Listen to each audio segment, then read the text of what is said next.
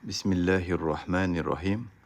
Usoma ibn Zayd roziyallohu anhu aytdi: Bizni Rasululloh sallallohu alayhi vasallam Xuroqa nomli joyga jo'natdilar. Bas tongda u yerning qavmi bilan urushib, ularni mag'lub qildik. Men va ansorlardan bo'lgan bir kishi ikkimiz mazkur kofir qavmdan bo'lgan bir kishini quvib yetib oldik. Uni zarbalay boshlaganimizda u la ilaha illalloh dedi. Ansoriy darhol undan o'zini tiydi. Men esa nayzamni unga sanchib, uni o'ldirib qo'ydim. Qaytib kelganimizda bu voqea payg'ambar sollallohu alayhi vasallamning quloqlariga yetdi.